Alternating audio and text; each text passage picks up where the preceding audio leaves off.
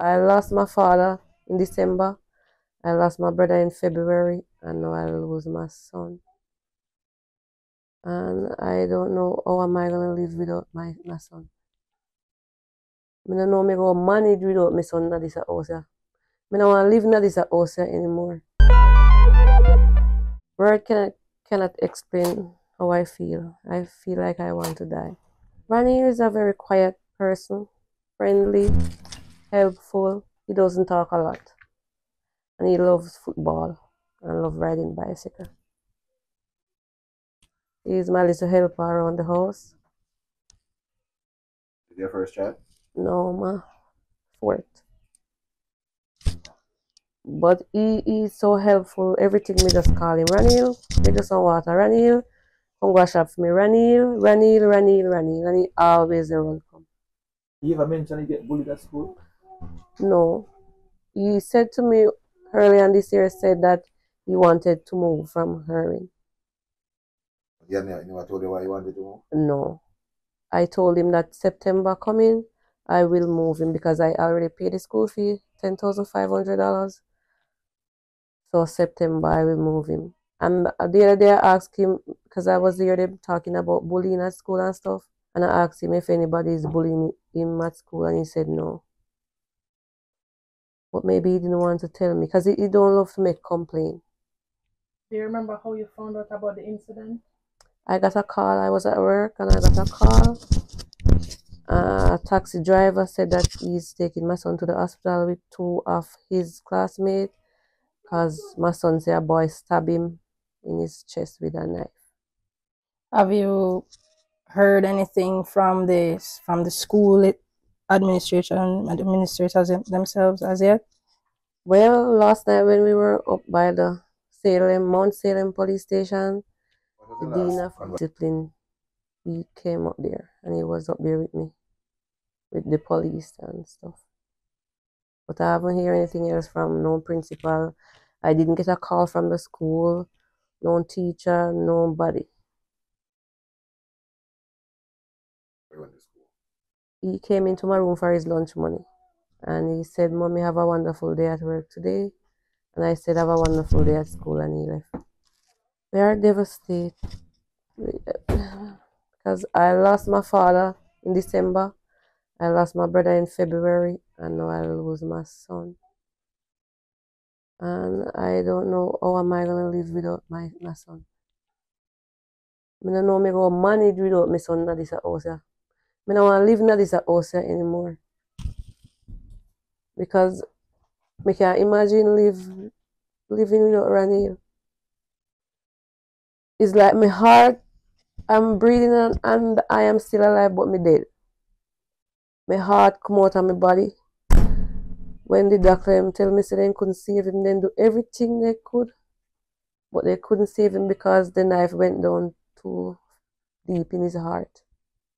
How are his siblings coping? They're not coping very well. They're not coping very well.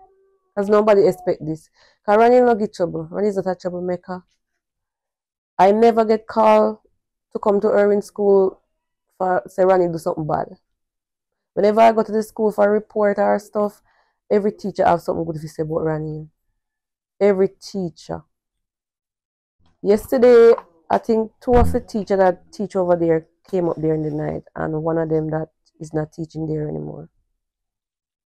A coach? Yes. Did he play sports? Football. He loved football. He was on the football team over there. As a matter of fact, I think he was second in command on the football team. What grade was he in? 9. He was playing football from Irwin Primary School. So they used to have this thing over there in the summer holidays, some camping thing, that he went. And he even come third in that thing over there. So whenever they go to play football, they always carry him because they call him Maestro. I don't really know what that means, but the coach call him Maestro. And sometimes when they call and ask me and I said no, the coach said, oh God, we lose now. And sometimes he beg me and I say, okay, because he loves football. I say, okay, you can go on. Outside of him being helpful, can you describe the relationship you shared with Raniel? Raniel, I love all of my kids, but Raniel is very loving. Raniel, he will just come and rub my head. Or just come and hug up me and put his head on my shoulder. And say, Mommy, alright. If him pass me and my face look away, he come back and ask, Mommy, your face look so. You sad? You want your head to hurt you? You want the alcohol? You want some water? That's how Raniel stay. And if he come back and he see me look away, he come back and ask me again, Mommy, you sure you're alright? You stress? Something may bother you? That's what Raniel is. Raniel is a very loving person. And I don't know why somebody will want to kill my son. Take away my son from me. Stab me son in my heart. One stab in my heart. That means he may want to kill my son. Because the only way you stab someone in their heart is when you want to kill them. And your neighbor said Raniel's that bad as well? Yes, 8 years ago. Raniel have a smaller brother, the two of them is one father. So, Gavin lost his father and now he lost his brother. How old is Gavin? 11 years old. He's going to Irwin Primary.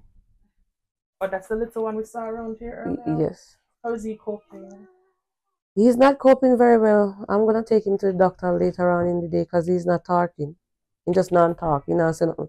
And he just like everyone pandong all over the place. Going around the house.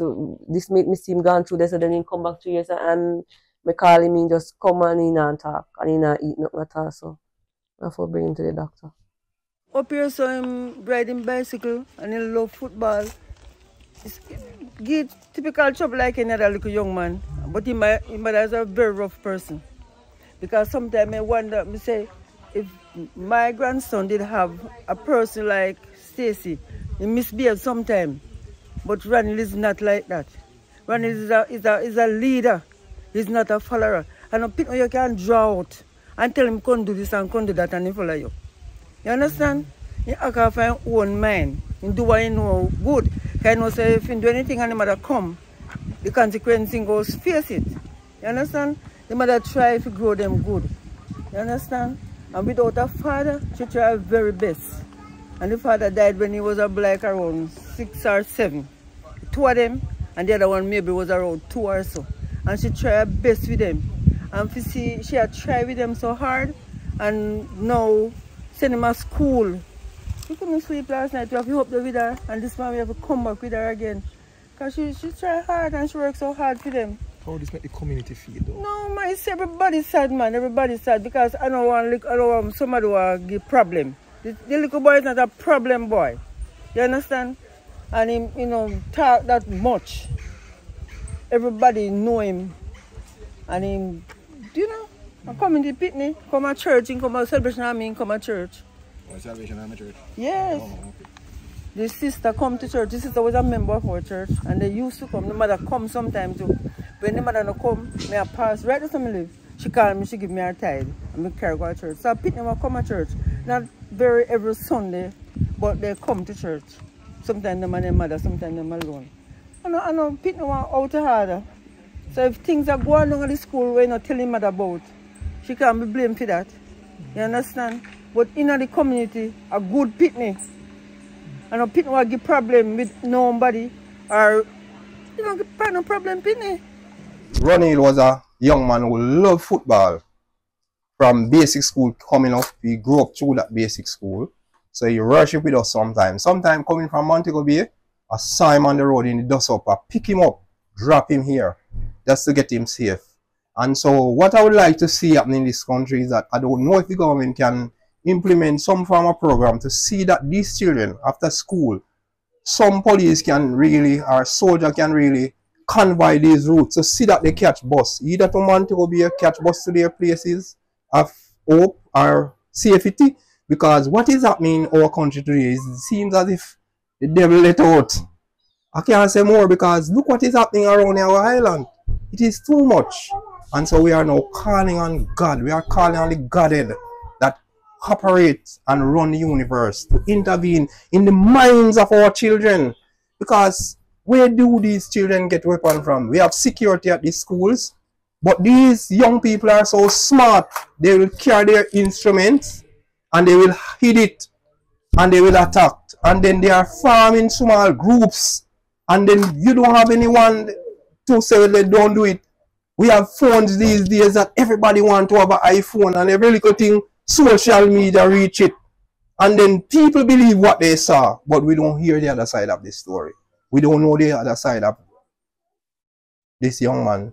His friend is at home, because I understand that if he did go to school, might be it would have been worse.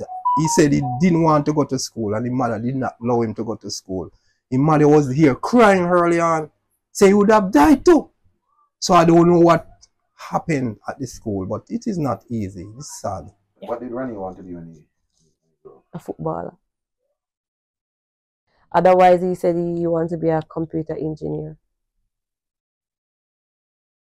He love computer. And he love to fix things. If your fan break down, he fix it. Any little thing he fix, he love fix things. Anybody hear anything about any young violence or Irwin, anything like that before? Like a warrior or anything? No, not that out of the ordinary. I never expect this. Never ever expect nothing like this. And because Raniel not get trouble, Raniel don't love to fight. As a matter of fact, me grow my kids them to don't love to fight. And maybe that's why what happened to Raniel happened to him. Because maybe if men grow him feel fight, love fight, and stuff like that, but he's not like that. Even my smaller son, they don't love fight. My daughter, I have a daughter, she's 18 years old today. Today is her birthday. Oh, wow. She go to Comsey College. And she never fight. From she go basic school, primary school, high school, and she never ever fight. The kids don't love fight. Your daughter going to school today? Yes, because she have a presentation that she has to do, so she has to go. So Raniel no love fight. None of them no love fight like that. I always tell Raniel, say, Raniel, if somebody step on your foot, you tell that person sorry. And I always tell him when nothing happen at school with children or other kids, find an adult, find a teacher, find a counselor, find somebody. And that is why he went to the lady yesterday and lodged a complaint that lunchtime. That's what I heard. What lady? A counselor at the school? Yes. About persons? Yes, the boys. The said boy that stabbed him. Because in the lunchtime I hear that they jape him up. So but that's the time that he go to the lady and make a report. But the lady do nothing about it. So they lay with him after school out by the gate and stab him. What I can say for Stacy, it is heavy on her now. Because her brother died, and I know some of the pressure is on her. He's not cut yet, so there's not a plan for the funeral, but she said he will be buried over in Chatsworth. I don't know. And what come to my mind this morning, where Stacy gonna bury her name? This is my question. I ask, where? Father died, you know. And the father died. The father gets shot. You see, it's not nice. It's not nice. And I am praying. I am praying for this community. And I hope to go from house to house. It was yesterday I was at a home. Visit with a young lady. And sound mind. She want a 2-room in Canada. And I said, why you want 2-room in Canada? Everybody want to leave Jamaica to make a better life. I said, Canada is not better than Jamaica. But for what is happening around us, and I just want to send a message to our politicians. They need to conduct themselves better in the House of Parliament. Because we are a generation of people, we come out of Africa, yes, and come to Jamaica, but we think we can develop our country better and to show our young people that there is hope. Look how Jamaica is beautiful. And yet, what is happening in our House of Parliament? I think these are some of the things that try reach the mind of our people or some of our young people in society and causes all of this because they are just restless. And it makes me wonder what causes it. And the next thing I want to know that the government done for us, allow us to go into these schools that you can do devotions, whether in the morning or somewhere there, the principals can allow us to go into these schools and to mentor some of these young people, because these young people don't go to Sabbath school anymore, they don't go to Sunday school anymore. Some parents don't have no affiliation with churches, And I know that church play one of the greatest role in every society. Because Jesus said the man who built a foundation without him, someday it will fall apart.